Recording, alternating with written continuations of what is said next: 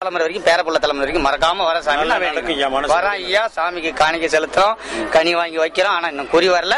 எனக்கு இங்க வர்றதுக்கு கஷ்டம் இல்லாத இல்ல, வர்றதுக்கு தான் தோணுது. அதெல்லாம் ரொம்ப சந்தோஷம். சொல்லுங்க முருகேசன், உங்க ஊர் பேர் சொல்லிட்டு உங்க அனுபவம் என்னன்னு சொல்லுங்க. என் பேர் முருகேசன், நாமக்கல் மாவட்டம். நான் இங்க 3 வருஷத்துக்கு முன்னாடியே வந்தேன். ஆனா உடம்பு சரியில்லாம ரொம்ப உடம்பு சரியில்லாம வந்தேன். பின்னாடி கூட திரும்பி பார்க்க முடியாது, 2 வருஷமா திரும்பி பார்க்க முடியாது. இப்போ வந்து தாராளமா திரும்பி பாக்குறேன். என்ன உங்களுக்கு உடம்புக்கு என்ன? தலை சுத்தல், வெறும் தலை சுத்தல் தான்.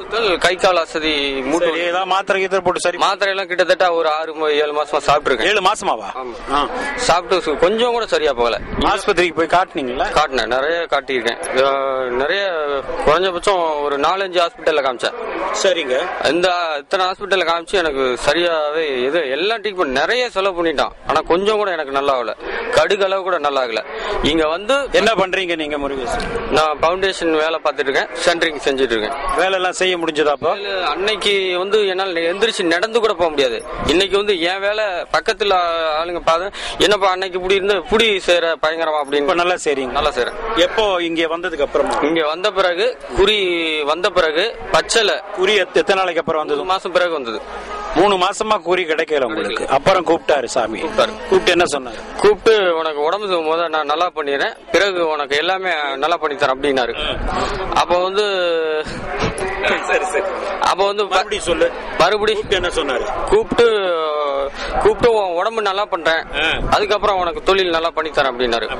கூப்பிட்டு பச்சளை கொடுத்தாரு, வேப்ப வேலை கொடுத்தாரு, ஒரு எலுமிச்சம்பழம் கொடுத்தாரு. இது சாப்பிட்டு பாரு சரியா போயிருந்தாரு.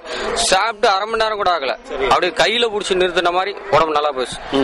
முருகேசனுங்க, தலை சுத்தல் என்ன பின்னாடி திரும்ப கூட முடியாது. அது என்ன பிரச்சனைன்னு தெரியல. ஒரு 4-5 மாசமா 4-5 ஆஸ்பத்திரிகள்ல ட்ரீட்மெண்ட் எடுத்துக்கிட்டாரு, நிறைய மாத்திரை எல்லாம் சாப்பிட்டாரு, குணமடையல.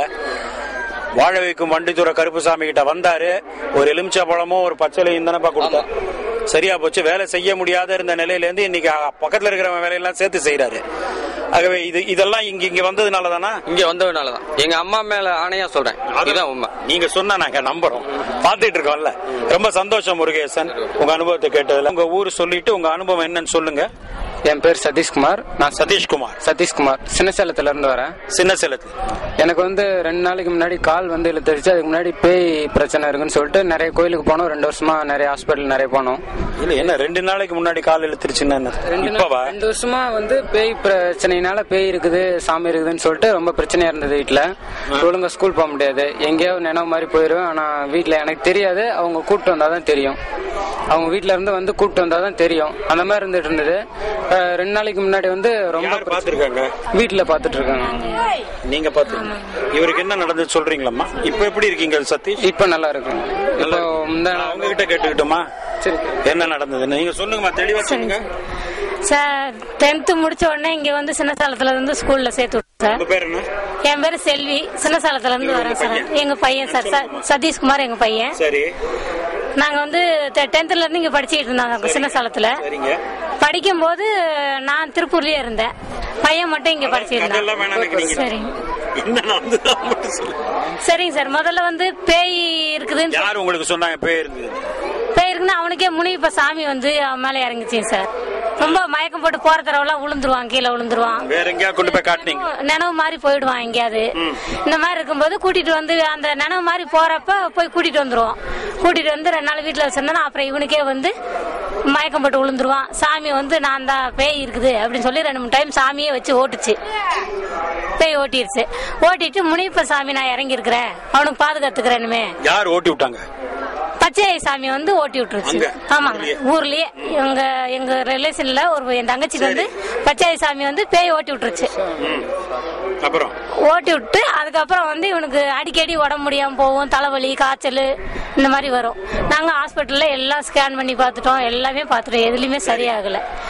அப்புறம் இப்ப ஒரு வாரத்துக்கு முன்னாடி தன் நினைவே மாறி பிப்ரவரி வரைக்கும் ஆத்துல போய் விடிய நைட்டு ஆத்துலயே கடந்திருக்கோம். அங்க வந்து நல்ல பாம்பு வந்து பக்கத்திலேயே படம் எடுத்துட்டு 3 தலை நாகம் பக்கத்திலேயே படுத்து. நீங்க பாத்தீங்களா? இல்ல, அதுக்கு 3 தலை இருந்து 11 மணி இருக்கும். ஆனா வந்து நான் கனவுல இருந்த மாதிரி தான் இருந்தது. எதிரில மேல மட்டும் நில வெளிச்சம் அடிச்சது. 3 தலை எதிரில நல்ல உயரமா எந்திரிச்சு. இந்த கதையை நான் இப்ப எடுத்துக்கல sir. I don't believe this. அது 2மே சுத்தமா வரலைங்க சார். எனக்கு அது வேண்டாம். அவர் பேய் பிடிச்சதுன்னு சொன்னீங்க. ஆமாங்க. அது என்னாச்சு? இங்க வந்து சரியாச்சா? அங்க ஊர்லயே ஓட்டிட்டாரு? இல்ல, அது ஊர்லயே சாமி ஓட்டிருச்சுங்க சார்.